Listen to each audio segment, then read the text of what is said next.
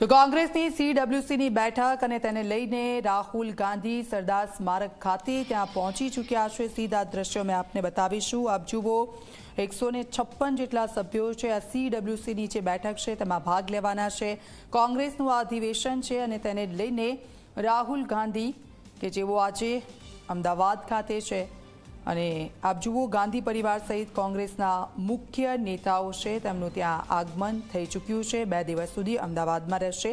કોંગ્રેસના મોટા નેતાઓ મનોમંથન કરશે, તમામ ચર્ચાઓ થશે, અનેક મુદ્દાઓ છે તેને લઈને વિસ્તૃતમાં વાતચીત કરવામાં આવશે અને કાલે અધિવેશન યોજાવાનું છે અને તે પહેલાં જ આ સીડબ્લ્યુસીની આ જે બેઠક છે ખૂબ જ મહત્વપૂર્ણ આ બેઠક રહેશે। તો થોડીક જ વારમાં આ સરદાર સ્મારક ખાતે જ્યારે રાહુલ ગાંધી પહોંચ્યા છે ત્યારે સૂત્રાંજલિ પર અર્પણ કરવામાં આવશે। આપ જુઓ આજના જે કાર્યક્રમો છે એ કાર્યક્રમો કયા પ્રકારના રહેશે।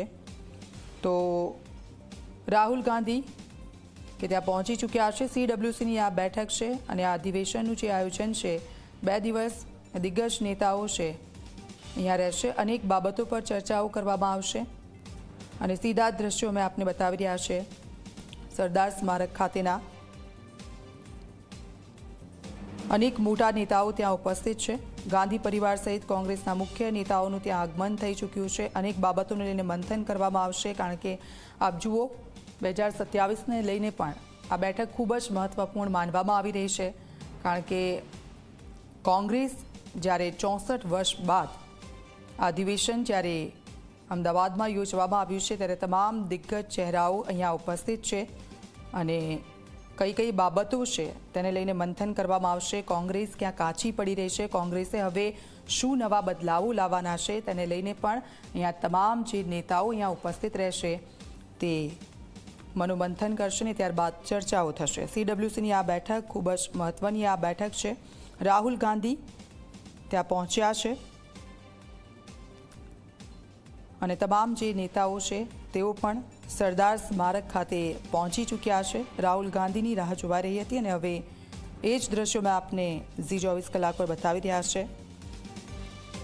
આપ જુઓ એક તરફ જે તમામ દિગ્ગજ નેતાઓ છે તેઓ ત્યાં ઉપસ્થિત છે અને થોડીક જ વારમાં સરદાર સ્મારક ખાતે તેઓ પહોંચશે ને ત્યારબાદ સીડબ્લ્યુસીની આ બેઠક છે કોંગ્રેસ વર્કિંગ કમિટીની આ બેઠક ખૂબ જ મહત્વપૂર્ણ આ બેઠક માનવામાં આવે છે અને આજથી 2 દિવસ કોંગ્રેસનું આ રાષ્ટ્રીય અધિવેશન ચાલવાનું છે ત્યારે આ સીધા દ્રશ્યો આપને બતાવી રહ્યા છે।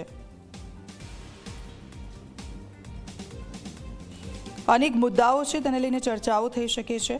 અર્થવ્યવસ્થાને લઈને ચર્ચાઓ થશે, બેરોજગારી છે તેને લઈને ચર્ચાઓ થશે, ગરીબી છે અને લોકો સાથે થતા અન્યાય વિશે પણ ચર્ચા થશે। રાહુલ ગાંધી ત્યાં પહોંચી ચૂક્યા છે। સીધા દ્રશ્યો તમામ નેતાઓ ત્યાં ઉપસ્થિત છે। સરદાર સ્મારક ખાતેના આ દ્રશ્યો છે।